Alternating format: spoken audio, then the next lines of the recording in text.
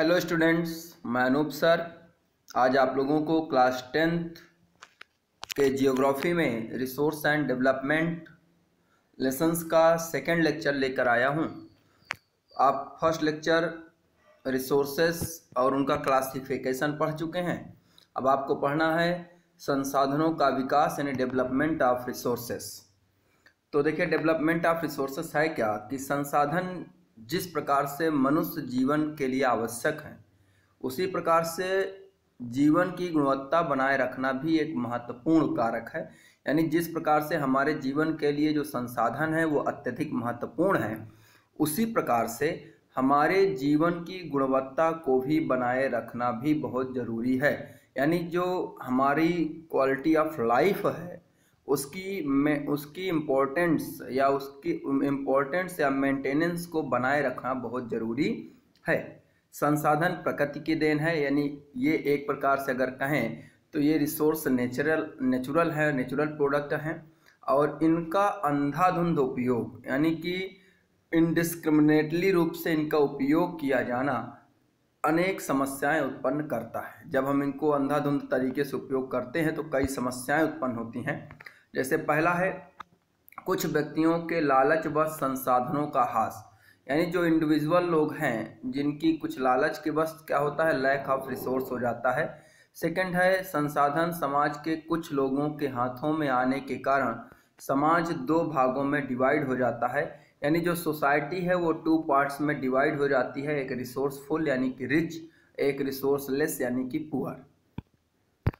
Next देखते हैं, तीसरा कारण होता है जो समस्या आती है वैश्विक पारिस्थितिकीय संकट यानी ग्लोबल इकोलॉजिकल क्राइसिस उत्पन्न होती है। उदाहरण देखें कौन कौन से ग्लोबल इकोलॉजिकल क्राइसिस जो तैयार होती है वो कौन कौन सी हैं। जैसे ग्लोबल वार्मिंग, हमारे भूमंडल के तापमान का बढ़ना, ओजोन लेयर इरेजेंस यानी जो हमारी ओजोन लेयर है उसमें कुछ छिद्र हो जाना, एनवायरमेंटल पॉल्यूशन पर्यावरण प्रदूषण, और लैंड डिग्रेडेशन यानी जो हमारी भूमि है उसका क्षय होना या उसका हनन होना। नेक्स्ट देते हैं संसाधन नियोजन यानी रिसोर्स प्लानिंग। यदि इसकी बात करें तो रिसोर्स प्लानिंग क्यों जरूरी है। यदि कुछ व्यक्ति यानी इंडिविजुअल, ठीक है ना, कुछ व्यक्ति और कंट्री यानी देश, यदि कुछ व्यक्ति और देश संसाधनों का जो वर्तमान दोहन चल रहा है इसको जारी रखते हैं, ठीक है ना, इंडिविजुअल लोग हैं कुछ और कुछ कंट्रियां हैं जो संसाधन का दोहन है या जो संसाधन का यूज हो रहा है, अगर इस स्पीड को लगातार जारी रखा गया तो हमारी पृथ्वी का भविष्य खतरे में पड़ जाएगा। यानी जो हमारी अर्थ है वो जो उसका फ्यूचर है वो डेंजर जोन में चला जाएगा या खतरे में पड़ जाएगा। इसलिए हर तरह के जीवन को अस्तित्व में बनाए रखने के लिए संसाधन का उपयोग एक योजना के तहत यानी जो रिसोर्स हैं उनको एक प्लानिंग के तहत उनका यूज किया जाना अति आवश्यक है, या कहें इनका एक योजना बनाकर नियोजित तरीके से यूज किया जाना चाहिए। सतत अस्तित्व सही अर्थ में सतत पोषणी विकास का ही हिस्सा है। तो सतत पोषणी विकास यानी सस्टेनेबल डेवलपमेंट होता है। तो सस्टेनेबल डेवलपमेंट इसी विचारधारा पर आधारित है कि हम अपने रिसोर्सों को एक नियोजित तरीके से प्रयोग करें। तो सतत पोषणी विकास या सस्टेनेबल डेवलपमेंट होता क्या है। सतत पोषणी विकास आर्थिक विकास का अर्थ है कि विकास पर्यावरण को बिना नुकसान पहुंचाए हो और वर्तमान विकास की प्रक्रिया भविष्य के पीढ़ियों की आवश्यकताओं की अवहेलना न करें। दूसरे शब्द में आप समझें कि सस्टेनेबल इकोनॉमिकल डेवलपमेंट जो होता है वो कहता है कि हम जो हमारा रिसोर्सेज डेवलपमेंट है हम उसको ऐसे जारी रखें कि फ्यूचर या जो हमारा आने वाली जनरेशन है उसके लिए भी यह संसाधन बने रहें। यानी कि हम पर्यावरण का विकास करें, उसको हानि न पहुंचाएं और ऐसा विकास करें कि भविष्य की पीढ़ियों के लिए वह रिसोर्स बना रहे या भविष्य की पीढ़ियों तक वह रिसोर्स जा सके। ऐसी प्लानिंग करके हमें रिसोर्सेस का प्रयोग करना चाहिए, उनका विकास करना चाहिए।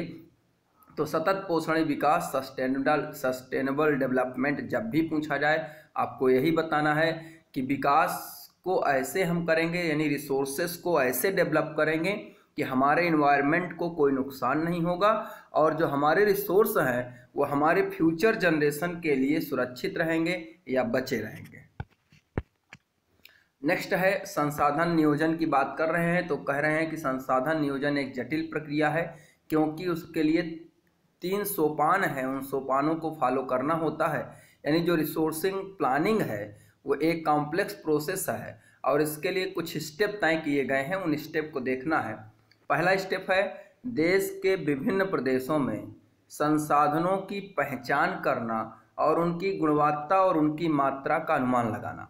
यानी जितने भी हमारे रिसोर्सेस हैं उनकी हम पहचान करें, यानी उनका पता लगाएं, फिर उनकी जो क्वालिटी है और जो क्वांटिटी है उसकी हम जो है उसको आइडेंटिफाई करें या उसका अनुमान लगाएं कि हमारे पास कितने संसाधन हैं, उनकी क्या क्वालिटी है और क्या क्वांटिटी है, यानी उनकी गुणात्मकता और उनकी मात्रात्मकता का सही अनुमान लगाएं।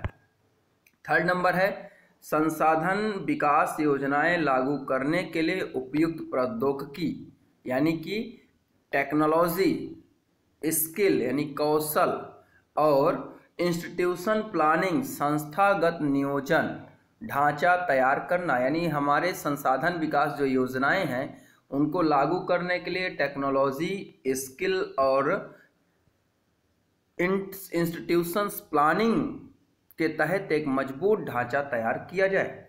थर्ड नंबर संसाधन विकास योजना, राष्ट्रीय विकास योजनाओं में संबंध स्थापित करना। यानी कि जो हमारे रिसोर्स डेवलपमेंट प्लान होते हैं उनको हम उनका एक ऐसा समन्वय तैयार करें कि वह नेशनल डेवलपमेंट प्लान के साथ अपना संबंध या संयोजन स्थापित कर सके। और ये इसलिए ज़रूरी होता है, जैसे पहला पॉइंट बताया गया कि विभिन्न क्षेत्रों के संसाधनों की पहचान करना, क्योंकि हर एक क्षेत्र की बात करें तो वहाँ कुछ रिसोर्सेस बहुत होते हैं और कुछ रिसोर्सेस की क्राइसिस होती है, कमी होती है। जैसे हम देखें मध्य प्रदेश, झारखंड, उड़ीसा, पश्चिम बंगाल, इन क्षेत्रों में कोल की प्रमुखता है, यानी कोल की अत्यधिक मात्रा में स्रोत पाए जाते हैं, लेकिन वहाँ पर लैंड जो भूमि है उसका अभाव है। अरुणाचल प्रदेश में अनेक प्रकार से देखें तो जल संसाधनों का प्रभाव तो है, लेकिन वहाँ भी अनेक प्रकार के संसाधनों की क्राइसिस है, इसीलिए वहाँ पॉपुलेशन बहुत कम है। तो हर क्षेत्र की बात करें तो वहाँ कुछ न कुछ संसाधन की अधिकता होती है और कुछ न कुछ संसाधन की कमी होती है, इसलिए उनका पहचान करके और उस अनुसार से एक योजना या एक प्लानिंग करनी चाहिए। आगे देखते हैं संसाधन का संरक्षण यानी कंजर्वेशन ऑफ रिसोर्सेस। तो हमें संसाधन यानी हमारे जो रिसोर्स हैं उनका कंजर्वेशन क्यों करना है, इसके बारे में जानना है। तो संसाधन किसी भी तरह से विकास में महत्वपूर्ण भूमिका निभाते हैं। ये बात सही है कि किसी का भी डेवलपमेंट होता है तो वो जिसके पास जितने अधिक रिसोर्सेस हैं वह उतना ही अधिक डेवलपमेंट करता है।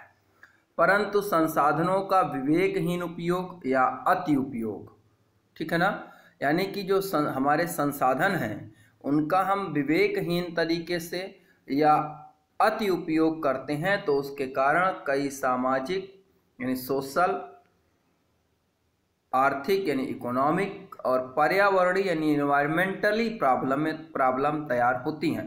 यानी कि ऐसे समझिए कि जब हम इरिगेशन यूज करेंगे और ओवर यूज करेंगे रिसोर्सेस का तो कई social, economical and environmental problem generate होती हैं और इन समस्याओं से बचाव के लिए हमें अपने रिसोर्सेस का कंजर्वेशन करना चाहिए, यानी इन समस्याओं से हम बचें, इसके लिए इन रिसोर्सेस का संरक्षण करना चाहिए। तो संरक्षण के बारे में सबसे पहले किसने बात उठाई कि हम रिसोर्सों का संरक्षण करें, तो पहला है अंतर्राष्ट्रीय स्तर पर व्यक्तिगत रूप से संसाधन के संरक्षण की सर्वप्रथम वकालत 1968 में क्लब ऑफ रोम ने किया था। ठीक है ना। इंडिविजुअल लेवल पर, इंडिविजुअल स्तर पर, इंटरनेशनल लेवल पर सबसे पहले 1968 में क्लब ऑफ रोम ने कंजर्वेशन की बात की थी कि हम रिसोर्सों का कंजर्वेशन करेंगे। सेकंड नंबर 1794 में सुमेसर की एक पुस्तक है जिसका नाम है स्माइल इज ब्यूटीफुल। इसमें इन्होंने गांधी के दर्शन की पुनरावृत्ति की। तो आपसे अलग से पूछा जा सकता है गांधी का दर्शन क्या है। गांधी का दर्शन कहता है कि हमारे पास हर व्यक्ति की आवश्यकताओं की पूर्ति के लिए बहुत कुछ है, लेकिन किसी व्यक्ति के लालच की संतुष्टि के लिए नहीं। यहाँ हमारे पास शब्द का प्रयोग नेचर से है, प्रकृति से है। हमारे प्रकृति के पास व्यक्तियों की आवश्यकताओं की पूर्ति के लिए बहुत कुछ है, लेकिन किसी व्यक्ति के लालच की संतुष्टि के लिए नहीं है। यानी दूसरी तरह से कहें कि हमारे पास पेट भरने के लिए बहुत कुछ है, लेकिन पेटी भरने के लिए नहीं। तो ये गांधी का दर्शन है। गांधी ने कहा था कि हमारे नेचर के पास, यानी हमारी प्रकृति के पास हमारी सभी आवश्यकताओं की पूर्ति के लिए पर्याप्त संसाधन है, लेकिन हमारी लालच की संतुष्टि के लिए नहीं। तो गांधी जी के इस दर्शन की पुनरावृत्ति किसने की? सुमेसर नामक व्यक्ति ने की। कब? 1974 में उनकी एक रचना है, बुक है जिसका नाम है smile is beautiful. Third number 1987 में एक ब्रंटलैंड आयोग रिपोर्ट यानी ब्रंटलैंड कमीशन रिपोर्ट प्रस्तुत की गई, जिसमें वैश्विक स्तर पर संसाधनों के संरक्षण हेतु फिर वही सस्टेनेबल डेवलपमेंट की संकल्पना प्रस्तुत की गई। ठीक है ना। सस्टेनेबल डेवलपमेंट की संकल्पना प्रस्तुत की गई। तो आपसे पूछा जाए कि सस्टेनेबल डेवलपमेंट की संकल्पना कहाँ प्रस्तुत की गई, कब प्रस्तुत की गई? 1987 में ब्रंटलैंड आयोग रिपोर्ट या ब्रंटलैंड कमीशन रिपोर्ट में प्रस्तुत की गई। बाद में इसी रिपोर्ट को जो ब्रंटलैंड आयोग ने प्रस्तुत किया था, इसे आवर कॉमन फ्यूचर शीर्षक से एक बुक के रूप में प्रकाशित किया गया था, और उस बुक का जो टाइटल था उसका नाम याद रखना है, आवर कॉमन फ्यूचर। नेक्स्ट देखते हैं रियो डी जेनेरो सम्मेलन, या कहें कि फर्स्ट अर्थ कॉन्फ्रेंस। ठीक है ना। आपसे दोनों तरीके से पूछ सकता है। रियो डी जेनेरो सम्मेलन कब कहाँ हुआ? 1992 जून 1992 ब्राजील के रियो डी जेनेरो शहर में। या फर्स्ट अर्थ समिट या फर्स्ट अर्थ कॉन्फ्रेंस का आयोजन कब कहाँ किया गया? तो देखिए जून 1992 यानी 1992 में 100 से अधिक राष्ट्राध्यक्ष यानी 100 हेड्स ऑफ स्टेट्स ब्राजील के रियो डी जेनेरो सिटी में एकत्रित हुए, या में प्रथम पृथ्वी सम्मेलन में एकत्रित हुए। तो आपसे पूछा जा सकता है फर्स्ट अर्थ कॉन्फ्रेंस या फर्स्ट अर्थ समिट कब हुई? तो 1992 में हुई थी। इसमें हुआ क्या? इस सम्मेलन का उद्देश्य क्या था, या इस सम्मेलन के जो गोल थे वो क्या थे? Conference organized for the following purpose क्या था? पर्पज है, पहला पर्पज है कि पर्यावरण संरक्षण यानी कि इन्वायरमेंट प्रोटेक्शन और सामाजिक आर्थिक विकास यानी सोशियो इकोनॉमिक डेवलपमेंट की जो प्रॉब्लम्स हैं, समस्याएं हैं, उनका हल ढूंढने के लिए किया गया। समझ आ गया कि जो जितनी भी पर्यावरण संरक्षण यानी कि इन्वायरमेंटल प्रोटेक्शन और सोशल इक्यो डेवलपमेंट से संबंधित समस्याएं हैं, प्रॉब्लम्स हैं, उनका सॉल्व ढूंढना था। सेकंड, भूमंडलीय जलवायु परिवर्तन global climate change and biological diversities यानी कि जैविक विविधता के घोषणा पत्र पर हस्ताक्षर करना यानी सिग्नेट करना या संधि करना। तो याद रखना है global climate change and biological diversities was signed, यानी इस पर एक समझौता करना था या हस्ताक्षर करना था।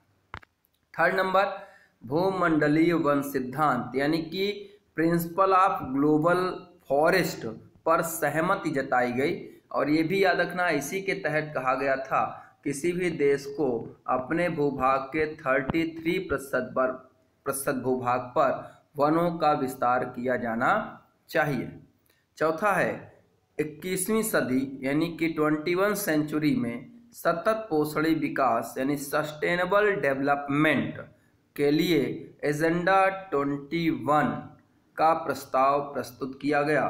तो याद रखना है, कभी भी पूछा जाए कि सस्टेनेबल डेवलपमेंट की संकल्पना कब प्रस्तुत हुई, तो आपको पीछे बता दिया गया है। अभी यहाँ पर देखिए, ये सस्टेनेबल डेवलपमेंट की संकल्पना आपने पढ़ लिया है 1987 में ब्रुंटलैंड आयोग सतत पोषणी विकास में। लेकिन इस सस्टेनेबल डेवलपमेंट को लागू करने के लिए सबसे पहले कहाँ बात की गई, तो रियो डी जेनेरो सम्मेलन में सस्टेनेबल डेवलपमेंट के विकास के लिए एजेंडा 21 को लागू किया गया। तो एजेंडा 21 कब आया, तो ये भी फर्स्ट अर्थ समिट से आया, ठीक है ना। तो आगे देखते हैं, सस्टेनेबल डेवलपमेंट के तहत जो एजेंडा 21 लाया गया, ये एजेंडा 21 है क्या। तो एजेंडा 21 का मुख्य उद्देश्य क्या था। इसका पहला उद्देश्य है सतत पोषणी विकास के लक्ष्य को हासिल करना, यानी जो सस्टेनेबल डेवलपमेंट है, सस्टेनेबल डेवलपमेंट्स के गोल को प्राप्त करना या अचीव करना। सेकंड है इसका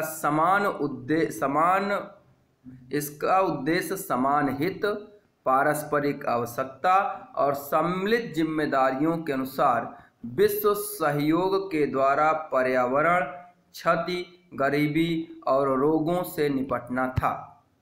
यानी its aims is to deal with environment damage, poverty, disease by world corporation according to common interest, mutual needs and responsibilities involve, ठीक ना, इन्वॉल्व्ड।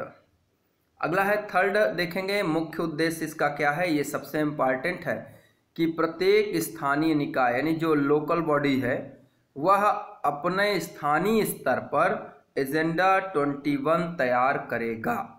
यानी जो इसका मेन ऑब्जेक्ट है, आपसे पूछा जाए एजेंडा 21 का मेन ऑब्जेक्ट है कि जितनी भी लोकल बॉडीज हैं वह जो है अपने स्तर पर, लोकल स्तर पर एजेंडा 21 तैयार करेंगी या एजेंडा 21 का प्रस्ताव तैयार करेंगे, ठीक है ना। तो अब इसके बाद नेक्स्ट लेक्चर में आप लैंड रिसोर्सेस के बारे में पढ़ेंगे।